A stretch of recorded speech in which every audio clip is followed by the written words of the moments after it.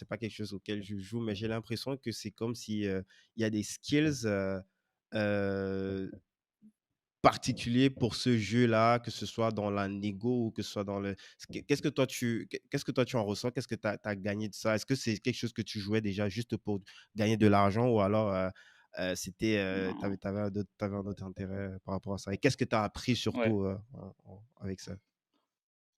Moi, ce qui m'intéressait, c'était le travail sur le jeu. Et en fait, le fait de rendre pratique les maths, c'est-à-dire, c'est pas des maths très avancées, hein, ouais, quand tu sors de prépa et que t'as poncé des trucs dans tous les sens, là, des covariances et des trucs, l'algèbre bilinéaire, Mmh. c'est très facile, des trucs. Et par contre, tu Probabilité. comprends c'est quoi la valeur appliquée de quelque chose. En gros, là, ouais, moi, un des faits qui m'a marqué, c'est de comprendre ce que ça veut dire une variance. Ça fait que parfois, tu peux avoir tort mathématiquement enfin, prendre une mauvaise décision et quand même avoir un résultat qui est favorable. C'est-à-dire, par exemple, tu vas avoir deux personnes différentes. Une personne qui court dans une usine de poudre avec une allumette à la main et il s'en sort vivant. Tu vois, ce mec-là, et donc il a eu un résultat favorable, il a survécu, mais pour autant c'était une très mauvaise décision ce qu'il a fait, tu vois, c'était ridicule. Et donc en fait, il est tombé du bon côté de la variance. C'est comme s'il avait jeté la pièce 10 fois de suite et qu'il avait obtenu 10 fois de Effectivement. suite pile. C'est possible, mais c'est peu probable. Et à côté, tu vas avoir quelqu'un qui traverse au feu vert, enfin au feu piéton vert, qui va regarder à gauche et à droite et qui va quand même se prendre un cycliste et se faire casser une jambe. Et tu vois, ce mec-là, c'est pas, il a pas pris une mauvaise décision. Sa décision, elle est meilleure que le mec qui courait dans l'usine de poudre. Et pourtant, Mmh. il s'est pris un piéton, il a un résultat qui est défavorable. Et donc ce truc-là m'a permis de comprendre que, en fait, tu peux pas juger une décision si tu n'as pas du long terme. Et c'est pas parce que t'as pris une décision qui a un résultat favorable que tu es un bon décisionnaire. Et parfois, tu peux devoir aller dans des. En fait, tu comprends la différence. Par exemple, ça m'a aussi beaucoup appris des choses sur les paris sportifs.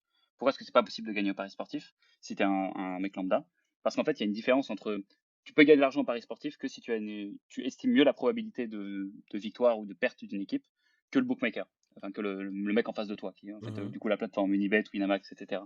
Et ce Mmh. truc-là, ça te permet de comprendre que parfois, même si tu as des éléments où en fait le bookmaker il te dit écoute, je te donne une cote qui correspond à 10% de chance que le gars gagne, en vérité, toi, tu estimes qu'ils ont 15% de chance qu'il gagne, l'équipe, et ben là, tu dois faire un value bet. Ça veut dire que tu penses que, en fait, toi, tu t'estimes qu'il t'a donné une probabilité qui est trop basse et donc il donne une cote très haute.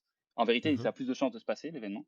Donc tu vas gagner plus d'argent. Et donc tu dois le faire, ce truc-là, même si tu ne gagnes que 15% du temps. Et donc en fait, tu sais que, voilà, 80-50%, tu vas perdre ta mise. Et pourtant, c'est une bonne décision ce que tu as prise. C'est-à-dire que si tu la prends 100 fois, c'est ça qui Yes. détermine si c'est une bonne décision ou pas. C'est est-ce que si tu la prends 100 fois, sur le long terme, et ben tu gagnes. C'était gagnant. Et en fait, moi, c'est le principal truc que ça m'a appris, c'est comprendre des trucs mathématiques que les autres gens comprennent pas en vrai. Donc tu les as pas expérimentés en perdant de l'argent ou en gagnant de l'argent sur le long terme comme ça. C'est ouf. Et du coup, toi, tu gagnais de l'argent avec ça? Tu as vraiment, vécu avec ou partiellement, grâce à ça? Ouais, bah, ça a jamais été ma source de revenus principale. Vraiment, c'est pour ça que j'étais plutôt semi-pro et pas pro. Même si en vrai, j'ai passé 8 à 10 heures par jour. Vraiment. Et j'ai faisais plus ça pour m'amuser et j'apprenais. Moi, ce qui me faisait kiffer, c'est vraiment travailler mon jeu derrière. Donc, je passais beaucoup de temps au casino, je jouais en physique, pas mal en ligne aussi. Mais ouais, oui, je gagnais ma vie. Mais en fait, moi, la raison pour laquelle j'ai arrêté, c'est simplement le mode de vie. C'est un mode de vie de geek où t'es solitaire et t'es tout le temps devant ton ordi, hein. C'est vraiment exactement la même chose qu'un pro gamer. C'est tout pareil. T'es devant un ordi et tu fais des maths. Enfin, et tu joues plein de tables à la fois, t'es une machine en fait. Parce que c'est un jeu qui est résolu par les machines. Tu vois, tu peux mettre tes mains dans des solvers, ils vont te dire ok, quelle est la stratégie optimale. Et c'est ça que tu dois apprendre. Donc les meilleurs joueurs, c'est les gens qui connaissent parfaitement la théorie, qui sont capables de l'adapter au mouvement de l'adversaire. Et c'est ça. Nice. Donc, tu commences à jouer un petit peu au poker et du coup, est-ce que c'est là où, tu, crées ta 1re entreprise? Ouais, bah c'était pas vraiment en fait, dans l'ordre, ça fait du coup poker. Ensuite, je me dis ok, je vais faire un petit peu de freelance je trouve un ami de la famille, je commence à me former sur Facebook Ads. Ça se passe bien, ça me fait un petit peu l'étude de cas positif qui permet de lancer toute la suite. Entre-temps, je me dis, écoute, je sais vendre des trucs en ligne, je vais Un essayer de ami faire de une la marque, famille, on va c'est quoi? voir. Il avait, une agence ou, il bossait pour, Non, il avait une marque et je lui faisais son truc gratos, enfin voilà, juste pour me faire la main. Ensuite, j'ai commencé à facturer. C'est comme ça et c'est un client qu'on a d'ailleurs toujours encore aujourd'hui. mais c'est à ça est-ce qu'à la base, c'est lui qui avait Et ensuite, du coup, j'ai fait ce l'expertise, petit détour. et il te Pardon. l'a transmis? Non, non, pas du tout, parce qu'il avait jamais fait de Facebook Ads en fait, et moi j'étais là, j'apprenais sur Internet, je me dis, vas-y, je vais essayer, je le facture pas. Je commençais avec des petits budgets et je teste. Ça m'a permis juste de me faire la main. Ah ouais. Donc en fait, tu appris comme ça en autodidacte, toi? C'est pas genre tu pas pris une formation, c'était juste avec en regardant des vidéos sur YouTube? Ouais, bah, je les ai matés, j'ai maté plein de formations, plein de vidéos YouTube, mais ce qui m'a le plus appris, c'est la pratique. Juste essayer de pratiquer les choses et se rendre compte que 90% du contenu sur internet, c'est de la merde. et qu'en fait, tu dois, voilà, tu n'as de vérité que ce que tu as pu pratiquer toi dans le business manager et dans le gestionnaire de campagne. Et du coup, est-ce que tu avais suffisamment de budget pour, expérimenter? Parce que, c'est un petit peu similaire à moi. Comment est-ce que moi j'ai commencé? J'ai eu la chance de bosser pour une chaîne de restauration où, bah, ils avaient aucune idée. Du moins, ils avaient un ordre d'idée de ce que ça pouvait leur apporter d'essayer d'acquérir des clients, via Facebook. Mais sauf que, bah, ils avaient pas forcément le temps, ni l'envie, de mettre les mains dessus. Mais il y avait un budget dédié et moi, ça m'a permis, tu vois, d'aller faire quand même beaucoup, beaucoup d'erreurs, mais d'apprendre quand même grâce à ce budget qui était à disposition et que je pouvais, je vais pas dire bousiller, mais je pouvais, grâce aux expérimentations que je faisais, apprendre des trucs et itérer au fur et à mesure. Je sais pas pour toi comment c'était. Est-ce que tu avais quand même un budget assez intéressant au point où il y avait des choses que tu pouvais en sortir et forcément, quand tu continues de grandir dans cet apprentissage? Ouais, ouais, j'avais des petits budgets. J'ai commencé très simple avec 1 000 € par mois, tout petit, juste pour Mmh. faire la première preuve de concept. Et ensuite, je poussais la barre toujours plus haut parce que c'était rentable. Mmh. Et ouais, c'est comme ça que j'ai appris, quoi, très simple. OK. Donc, tu as bossé pour lui, tu as commencé à facturer et ensuite, est-ce que c'est là, tu sentais qu'il y avait quelque chose et que peut-être c'est vers ça qu'il fallait se tourner, pas en bossant directement pour quelqu'un, mais en mettant, en place, beh, tout un dispositif, via une agence pour accompagner, des clients dans ce sens-là? Non, mais je te disais entre les deux là, du coup, ce que j'étais en train d'expliquer avant, c'est que j'ai essayé de faire une marque e-commerce. Je me Mmh. suis dit, je vais vendre des habits de sport, parce qu'à l'époque, je kiffais que Gymshark, et donc indirectement, je me suis fait inspirer par ce truc-là. Pendant 4 mois, j'ai essayé de vendre des trucs, ça n'a pas fonctionné parce que je me suis rendu compte que le produit, c'était important aussi. Tu pouvais pas vendre n'importe quoi en ligne.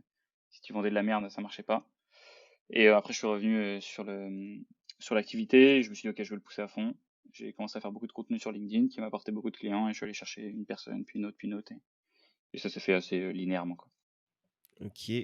Donc, Kudak, tu le lances, en mars 2020 et du coup, lorsque tu lances Kudak, il y a combien de personnes? Est-ce que là, tu es tout seul dans ta boîte ou tu as quand même peut-être un collectif de personnes à qui tu délègues, peut-être d'autres freelances? Non, je fais tout seul, parce qu'en fait, je crée Kodak, je suis tout seul, je suis seul associé, j'ai eu 100% du capital pendant très longtemps. Et ensuite, non, je vais aller chercher du coup un pote d'HEC pour m'aider ensuite. Euh, ouais, puis un autre. Non, en vrai, j'ai commencé tout seul. J'ai commencé tout seul et je suis allé chercher des gens uniquement quand j'avais plus le temps de gérer tous les comptes moi-même. Donc j'ai passé à d'autres gens. Et là, comment est-ce que tu, réussis à déléguer ça? Parce que je pense assez complexe quand même. Heu, tu peux connaître la théorie, mais dans la pratique quand même, ça demande quand même de faire plusieurs expérimentations pour avoir un niveau, je sais pas, passable ou un peu au-dessus de la moyenne. Comment est-ce que tu fais déjà pour déléguer ça, surtout dès le départ et en gardant la même confiance des clients qui t'avaient déjà donné leur compte de gérer? Bah, beaucoup de pratique, hein, je pense que tu as répondu à la question, hein. Il n'y a pas de raccourci, il n'y a pas moyen de couper et de sauter à la pratique, hein. C'est pas possible que quelqu'un Mais t'apprenne il y a ce une qu'il a appris phase, par la justement, il y pratique, a une lui. phase d'apprentissage. Est-ce que, pour les clients, ils vont pas constater que, ah, là, il y a quelque chose, quand tu délègues à une nouvelle personne, il y a pas une phase comme ça, où les clients, ils constatent que, oh, là, peut-être au niveau des campagnes, là, c'est molle, ça commence ça baisse un peu. Non, parce qu'il y a toujours un monitoring, mais en gros, le truc qu'il faut faire, c'est jeter le plus vite à l'eau les gens. Nous, c'est comme ça qu'on fait. On les jette à Mhm, l'eau, on exécute vite et on corrige très vite les choses. Qui fait que, bien sûr, s'il y a un compte qui est terrible et qui est pas rentable, on va directement prendre des actions rapides pour corriger le truc et on va pas laisser un truc être de la merde longtemps parce que les gens ils nous payent pour ça. Mais non, non, moi je pense que t'as pas d'autre truc que la pratique. En vrai, si tu vas avoir des gens qui sont bons très vite. En fait, yes. quand tu regardes le risk-reward de OK, je le prends je le fais en observation pendant 3 mois, ensuite je le fais pratiquer, etc. Non, ça c'est de la merde.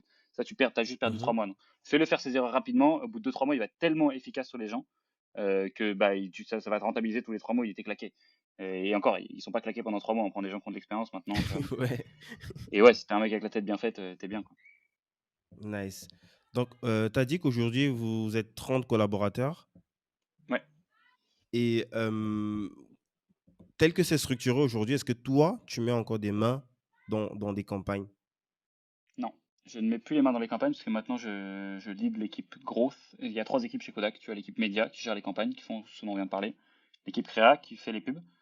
Et l'équipe growth qui essaie de faire grossir la boîte dans laquelle tu vois, as les sales, l'équipe contenu qui publie du coup tout le contenu qui nous rend visible sur les réseaux sociaux. Et une partie de l'équipe admin, donc tout ce qui va être finance et RH, qui en vrai devrait faire l'objet d'une autre équipe, mais on n'a pas encore assez de personnes pour dire que c'est une équipe à part entière.